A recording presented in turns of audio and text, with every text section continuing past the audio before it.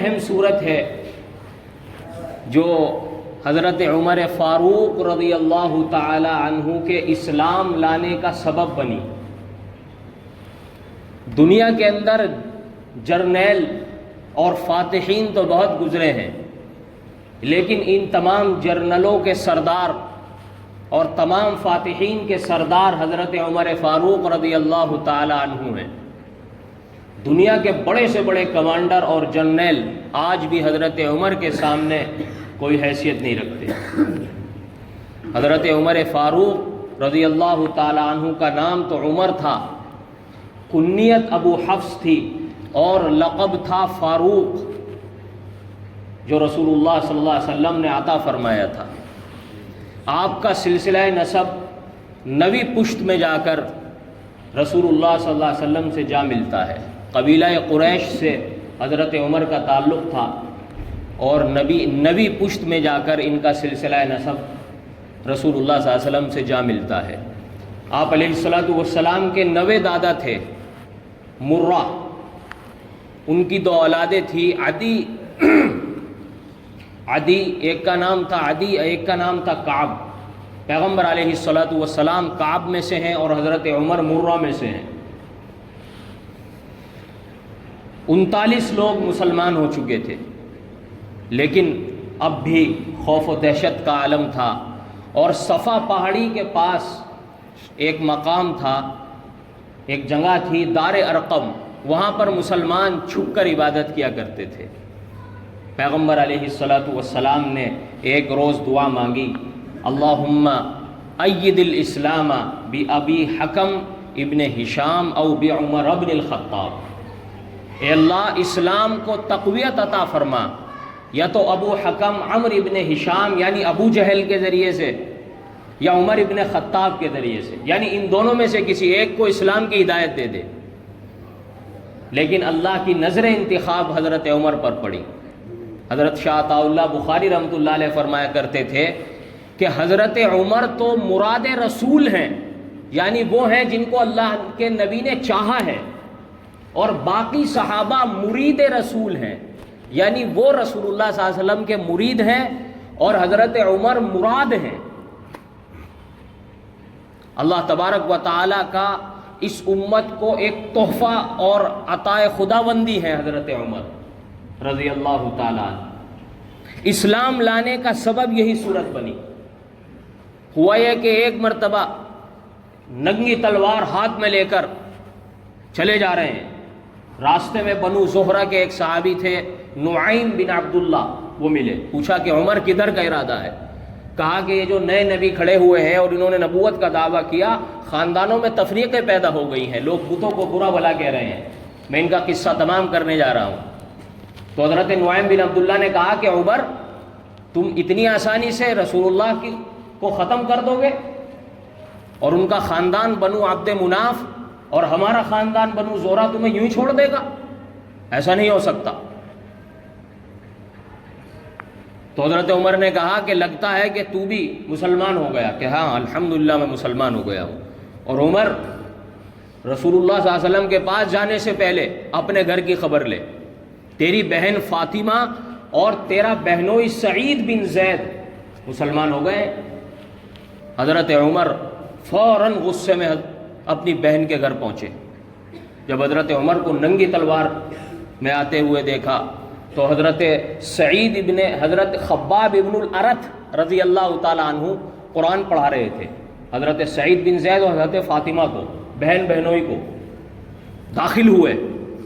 حضرت عمر کو دیکھ کر حضرت خباب ابن الارت چھپ گئے۔ بہن سے پوچھا کیا کر رہے تھے؟ تو انہوں نے بات ٹالنے کے لیے کہا کہ کچھ نہیں۔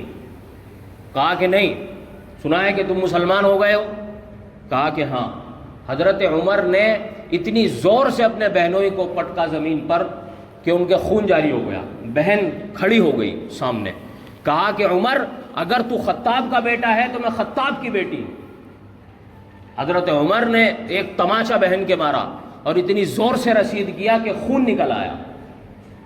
جب بہن کے چہرے سے خون بہتا دیکھا تو حضرت عمر رضی اللہ تعالیٰ عنہ کا دل نرم پڑ گیا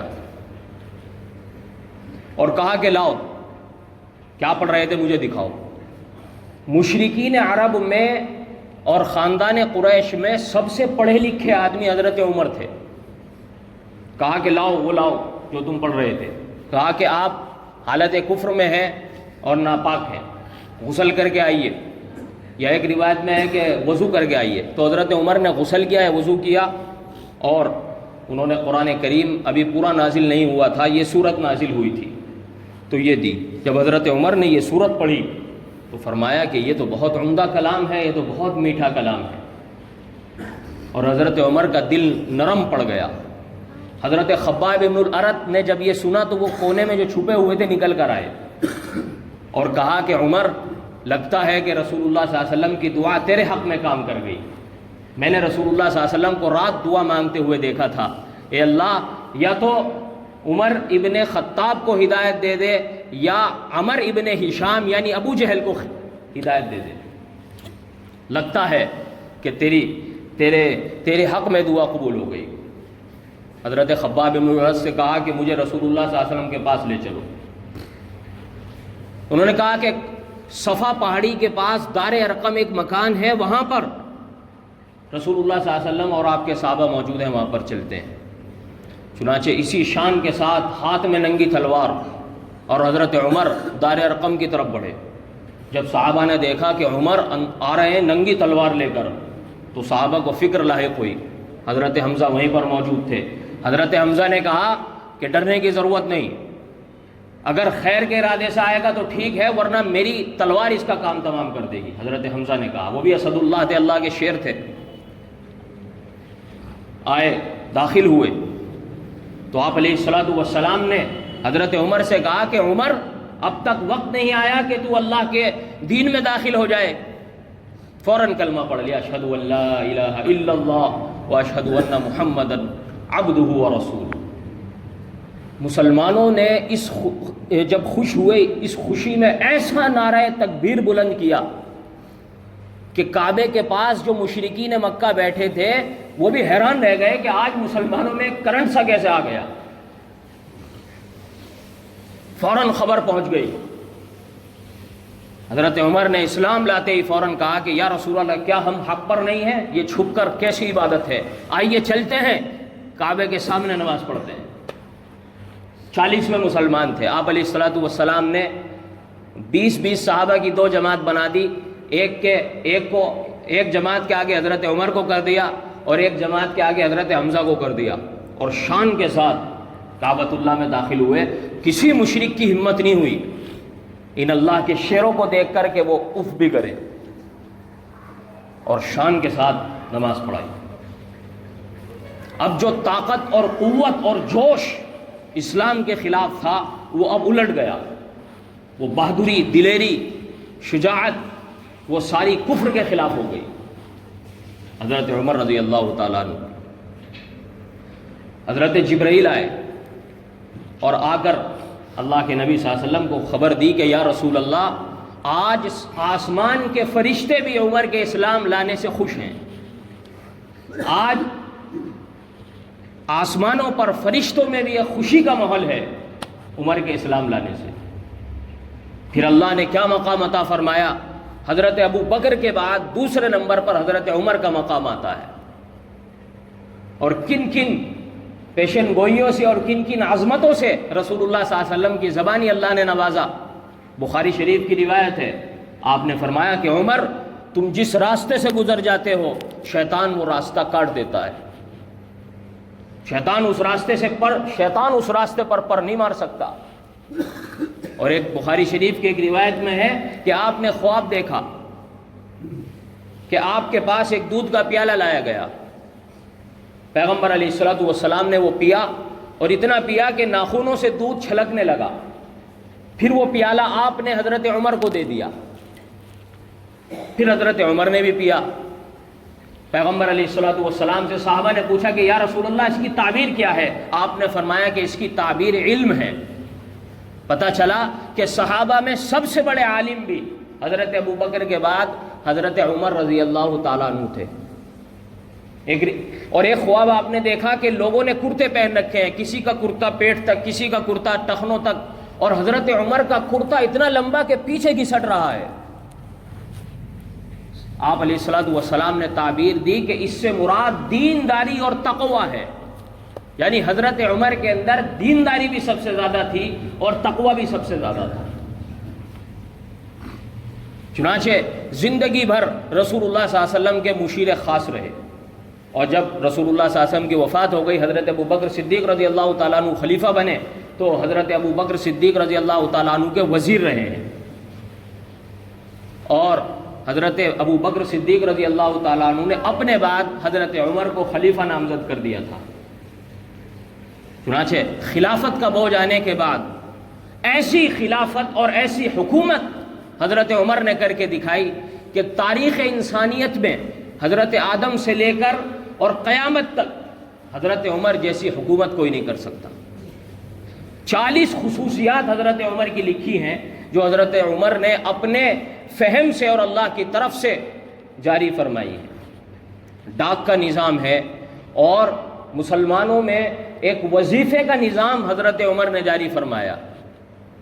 جو بھی معذور ہوتا تھا یا یہ کہیے کہ غریب یا بوڑھا ہوتا تھا، بچہ ہوتا تھا دودھ پیتا، دودھ چھڑانے کے بعد حضرت عمر رضی اللہ تعالیٰ عنہ اس کا وظیفہ حضرت عمر نے جاری فرما دیا، اور ایسا عدل و انصاف قائم ہوا حضرت عمر کے خلیفہ بننے کے بعد، ایسا عدل و انصاف قائم ہوا کہ مصر جو آج بھی سعودی سے کئی ہزار کلومیٹر دور ہے، وہاں سے سعودی تک ایک عورت تنہا اونٹ پر بیٹھ کر تنہا عورت آ سکتی تھی، اور کسی کی مجال نہیں تھی کہ وہ اس عورت کو ٹچ تو دور کی بات آنکھ اٹھا کر بھی دیکھے۔ ایسا انصاف حضرت عمر رضی اللہ تعالیٰ عنہ نے قائم فرمایا۔ اور خود کا کیا حال تھا؟ حضرت حسن رضی اللہ تعالیٰ عنہ کہتے ہیں کہ ایک مرتبہ حضرت عمر تقریر کرنے کے لیے ممبر پر تشریف فرما ہوئے، جو لنگی پہن رکھی تھی اس میں 12 پیوند تھے، 12۔ کتنے پیوند تھے؟ 12۔ اور حکومت کہاں سے کہاں تک ہے؟ کتنی بڑی حکومت تھی؟ ہندوستان میں کتنے ضلع ہیں؟ ہندوستان میں اگر آپ اندازہ لگائیں، ہمارے انڈیا میں تقریباً 500 ضلع ہیں، 500 لوک سبھا کی سیٹیں ہیں۔ حضرت عمر نے 1036 ضلع فتح کیے، 1036، یعنی ہندوستان کا ڈبل ٹربل علاقہ حضرت عمر رضی اللہ تعالیٰ عنہ کی زیر حکومت تھا، اور 4000 مسجدیں بنوائیں، 900 جامع مسجدیں بنوائیں، 900 جامع مسجدیں حضرت عمر رضی اللہ تعالیٰ عنہ نے تعمیر کروائیں۔ رات میں گشت لگاتے تھے رعایا کا حال جاننے کے لیے۔ ایک مرتبہ گشت لگا رہے تھے، ایک دیوار کے نیچے بیٹھ گئے، تو گھر سے آواز آئی، ماں کہہ رہی ہے کہ بیٹا دودھ میں پانی ملا دو۔ بیٹی نے کہا کہ امیر المومنین نے منع کر رکھا ہے دودھ میں پانی ملانے کو۔ تو ماں نے کہا کہ امیر المومنین تھوڑا ہی دیکھ رہا ہے، یہاں پہ رات کا ٹائم ہے، امیر المومنین کو کیا پتا۔ تو اس لڑکی نے کہا کہ امیر المومنین کا رب تو دیکھ رہا ہے۔ حضرت عمر سمجھ گئے کہ یہ با خدا عورت ہے، خدا ترس عورت ہے۔ حضرت عمر نے اپنے خادم زید کو حکم دیا کہ یہاں پر نشان لگا دو اس گھر پر، صبح کو ہم بلوائیں گے۔ چنانچہ اس مکان پر رات میں نشان لگا دیا گیا، صبح کو حضرت عمر رضی اللہ تعالیٰ عنہ نے بلوا لیا۔ اب ماں بیٹی سامنے کھڑی ہیں، ماں ڈر رہی ہے، سارا واقعہ سامنے حضرت عمر کے ہے۔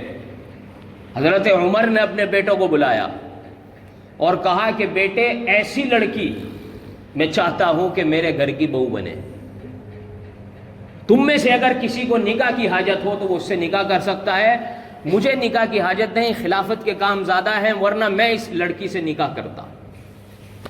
تو حضرت عاصم رضی اللہ تعالیٰ عنہ نے ان سے نکاح کیا، اور حضرت عاصم کی وہ بہو بنی، اسی کے نواسے حضرت عمر بن عبدالعزیز پیدا ہوئے۔ یہ دیکھا جاتا ہے بہو کے انتخاب میں، یہ دیکھا جاتا ہے لڑکی کے اندر کہ خوف خدا کیسا ہے۔ اسی خوف خدا کی وجہ سے آگے آنے والی نسلوں میں حضرت عمر بن عبدالعزیز پیدا ہوئے، جن کو عمر ثانی کہا جاتا ہے۔ ایک مرتبہ کی بات ہے، ایک بدو آیا، اس نے مدینہ کے باہر خیمہ لگایا، رات کا وقت تھا، حضرت عمر گشت کر رہے تھے، دیکھا کہ ایک خیمہ مدینہ کے باہر لگا ہوا ہے اور اس میں آگ جل رہی ہے۔ حضرت عمر وہاں پہنچے، اپنے خادم سے کہا کہ پوچھ کے آؤ، دیکھو کیا ماجرا ہے۔ تو ایک بدو تھا، اس نے خادم کو کچھ نہ کہا، حضرت عمر گئے، وہ حضرت عمر کو بھی نہیں پہچانتا تھا۔ تو اس نے خادم نے حضرت عمر نے پوچھا کہ بھائی کیا بات ہے؟ تو اس نے بڑی ترش روئی سے جواب دیا کہ ارے میری بیوی حاملہ ہے، پیٹ سے بچہ ہونے والا ہے اور کوئی ہے نہیں۔ تو حضرت عمر گھر گئے اور اپنی اہلیہ کو، کس زمانے کی بات ہے جب خلیفہ ہیں، اپنی اہلیہ کو ساتھ لے کر آئے اور کچھ سامان لیا، غلہ لیا اور اپنی اہلیہ کو ساتھ لائے۔ اہلیہ اندر گئی اور حضرت عمر رضی اللہ تعالیٰ عنہ نے چولہا جلایا، کھانا وغیرہ پکایا، اور وہ دیہاتی حضرت عمر کو ایسے آرڈر دے رہا ہے جیسے غلام کو دیتے ہیں، یو کر وہ کر۔ جب بچے کی پیدائش ہوئی تو اندر سے حضرت عمر رضی اللہ تعالیٰ عنہ کی بیوی نے کہا کہ امیر المومنین لڑکا ہوا ہے۔ بس جب یہ سنا کہ امیر المومنین ہے، فوراً پیروں میں گر گیا کہ حضرت آپ وہی ہیں جس سے دنیا کی سپر پاور قیصر و کسریٰ کانپ رہی ہے، فارس اور روم جس کے سامنے کانپتے ہیں، قیصر و کسریٰ جس کے سامنے، آپ وہ ہیں، وہی عمر ہیں۔ اور معافی مانگنے لگا، کہا کہ بھائی یہ تو میرا فرض ہے، تم میری رعایا ہو۔ یہ حکمراں تھے۔ ایک مرتبہ ایسا ہوا، مدینہ منورہ کے اندر ایک بڑھیا نے خیمہ لگایا۔ حضرت عمر ملک شام سے واپس آئے، جب وہ خیمہ دیکھا تو رات میں گشت کرتے ہوئے وہاں پہنچے۔ تو بڑی بی جانتی نہیں تھی، بڑی بی سے پوچھا کہ عمر کے کیا حال ہے؟ کہا کہ عمر واپس آ گئے ملک شام سے۔ تو بڑی بی نے کہا کہ یار آ گیا ہوگا، ہمیں تو پوچھتا نہیں، آ گیا ہوگا ہمیں تو پوچھتا نہیں، آج تک ہمیں 1 دینار اور درہم نہیں ملا عمر سے۔ تو بڑی بی نے حضرت عمر نے کہا کہ عمر کو تمہاری حال کی کیا خبر؟ تم ایک کٹیا میں اور ایک خیمے میں لیٹی ہو، تمہیں وظیفہ پہنچایا نہ پہنچایا جائے، عمر کو کیا پتا؟ تو بڑی بی نے کہا کہ جب عمر ہماری گردنوں کا حاکم ہے تو ہماری خبر گیری اس کی ذمہ داری ہے۔ حضرت عمر نے کہا کہ اے عمر، ایک بڑھیا تجھ سے زیادہ سمجھدار ہے۔ پھر حضرت عمر کہنے لگے کہ بڑی بی عمر کو معاف کر دو اور بتاؤ معاف کرنے کے کیا پیسے لوگی؟ کہنے لگی مذاق کر رہا ہے، ایسا تھوڑی ہوتا ہے کوئی معاف کر دوں گی اور پیسے لے لوں گی۔ حضرت عمر مناتے رہے، پیر پکڑتے رہے، مناتے رہے، آخر کار وہ 25 دینار پر راضی ہو گئی کہ ٹھیک ہے 25 دینار دلوا دینا عمر سے، میں اسے معاف کر دوں گی۔ اتنے میں 2 صحابی پیچھے ٹہلتے ہوئے وہاں آ گئے، انہوں نے آواز دی کہ امیر المومنین تشریف لائیے۔ تو جب بڑھیا نے سنا کہ عمر یہی ہے، امیر المومنین ہے، تو وہ تو اس پر تو لرزہ طاری ہوگا، کانپ گئی اور اپنا سر پیٹنے لگی کہ امیر المومنین کو میں نے منہ پہ گالی دے دی۔ تو حضرت عمر رضی اللہ تعالیٰ عنہ نے جاتے وقت کہا کہ تو نے عمر سے کہا ہے کہ 25 درہم میں تو عمر کو معاف کرے گی، 25 دینار میں، یہ معاہدہ لکھ کر دے۔ کاغذ نہیں تھا، اپنے کرتے کا ٹکڑا پھاڑا اور اس پر ایک تحریر لکھی کہ ایک بڑھیا جو حضرت عمر سے شکایت کر رہی تھی، اس نے 25 دینار میں حضرت عمر کو معاف کر دیا، اور وہ ٹکڑا اپنے بیٹے کو دیا اور کہا کہ جب میرا انتقال ہو تو میرے کفن میں رکھ دینا، تاکہ اللہ کے یہاں یہ میرا گریبان نہ پکڑے۔ یہ صورتحال تھی۔ تو جب ذمہ داری آتی ہے تو ذمہ داری کا بوجھ بھی اتنا ہی خطرناک ہوتا ہے، جس کو حضرت عمر رضی اللہ تعالیٰ عنہ نے محسوس فرمایا۔ یہ حضرت عمر رضی اللہ تعالیٰ عنہ کے خوف اور خشیت کا عالم تھا۔ اللہ تعالیٰ ہمیں بھی ایسا حکمراں عطا فرمائے اور ہمیں بھی حضرت عمر رضی اللہ تعالیٰ عنہ کی سیرت پر چلنے کی توفیق عطا فرمائے۔ اللہ کے نبی صلی اللہ علیہ وسلم نے حضرت عمر کے بارے میں فرمایا تھا لو کان بعدی نبی لکان عمر ابن الخطاب، اگر میرے بعد نبوت کا سلسلہ جاری ہوتا اور کسی کو نبی بنایا جانا ہوتا تو عمر ابن خطاب رضی اللہ تعالیٰ عنہ کو نبوت عطا کی جاتی، اور فرمایا کہ اس امت میں اگر کوئی محدث ہے تو وہ عمر ہے۔ محدث کا کیا مطلب ہے؟ علامہ ابن حجر لکھتے ہیں محدث کا مطلب اللہ کی طرف سے جن کے دل پر ڈائریکٹ الہام ہو، ڈائریکٹ بات ڈالی جائے، حق بات ڈالی جائے، اسے محدث کہا جاتا ہے۔ ایک قول یہ ہے کہ جو فرشتوں سے ہم کلام ہو اسے محدث کہا جاتا ہے۔ 19 مقامات علامہ سیوطی رحمۃ اللہ علیہ نے لکھے ہیں، قرآن میں اللہ تعالیٰ نے 19 جگہ پر حضرت عمر کی مرضی کے مطابق قرآن نازل کیا۔ حضرت عمر رضی اللہ تعالیٰ عنہ نے خواہش ظاہر کی کہ یا رسول اللہ مقام ابراہیم پر ہم نماز پڑھتے کاش۔ اللہ نے قرآن اتار دیا وَاتَّخِذُوا مِن مَقَامِ إِبْرَاهِيمَ مُصَلَّى، مقام ابراہیم کو مصلی بناؤ، نماز پڑھنے کی جگہ بناؤ۔ اور تقوی کا یہ عالم تھا کہ ایک مرتبہ حضرت عمر کے بیٹے حضرت عبداللہ ابن عمر نے اپنے 2 اونٹ چراگاہ میں چرنے کے لیے چھوڑ دیے، کھا پی کر خوب موٹے تازے ہو گئے، اور بیٹا بیچنے کے لیے مارکیٹ میں لے گیا۔ حضرت عمر نے جب اپنے بیٹے کے دیکھا اونٹ سب سے موٹے ہیں اور دیگر لوگوں کے اونٹ پتلے دبلے ہیں، تو حضرت نے فرمایا کہ یہ اونٹ موٹے کیسے ہیں؟ تمہارے اونٹ موٹے کیسے ہیں؟ باقیوں کے پتلے دبلے ہیں؟ کہا کہ ابا جان میرے اونٹ بھی مسلمانوں کی چراگاہ میں چرتے تھے، عام چراگاہ میں، اور عام مسلمانوں کے میرے اونٹ بھی وہیں چرتے ہیں جہاں عام مسلمانوں کے۔ کہا کہ بیٹا یہ بات نہیں ہے، بات یہ ہے کہ جب تمہارے اونٹ چرنے جاتے ہوں گے تو لوگ یہ کہتے ہوں گے کہ امیر المومنین کے صاحبزادے کے اونٹ ہیں، انہیں زیادہ چراؤ۔ تو ان اونٹوں نے شاید دوسروں کا حق زیادہ کھایا ہے، اس وجہ سے یہ موٹے ہو گئے۔ اب جب تم انہیں بیچو گے تو عام اونٹ سے جتنی زیادہ ان کی قیمت ہوگی وہ قیمت صدقہ کر دینا۔ یہ تقوی کا عالم تھا، یہ تقوی کا عالم تھا حضرت عمر رضی اللہ تعالیٰ عنہ۔ بخاری شریف میں ایک روایت ہے، بالکل سیدھے سادگی مزاج میں تھی، رنگ سفید تھا اور ہلکی لالی گلابی رنگ تھا، لمبا قد تھا، اور اللہ کے خوف اور اللہ کی محبت میں رونے کی وجہ سے گالوں پر نشان پڑ گئے تھے، نالیاں بن گئی تھی آنسوؤں کی وجہ سے۔ یہ اللہ کا خوف اس قدر حضرت عمر رضی اللہ تعالیٰ عنہ کے اندر تھا۔ ایک مرتبہ حضرت عمر خلیفہ ہیں، ایک آدمی نے کیا معمولی ڈرنک پانی میں شہد گھول کر پیش کیا، حضرت عمر رضی اللہ تعالیٰ عنہ نے منع کر دیا کہ نہیں، میں دنیاوی چیزوں سے لذت نہیں حاصل کر سکتا، کہیں ایسا نہ ہو کہ اللہ تعالیٰ جب میں اللہ کے دربار میں پہنچوں تو اللہ رب العزت والجلال یہ کہہ دیں کہ ہم نے تمہاری نیکیوں کا بدلہ دنیا میں دے دیا تھا۔ یہ تقوی کا عالم تھا، ایسی زندگی گزاری۔ اللہ تعالیٰ حضرت عمر رضی اللہ تعالیٰ عنہ کی سیرت پر چلنے کی توفیق ہمیں عطا فرمائے۔ وآخر دعوانا ان الحمد للہ رب العالمین۔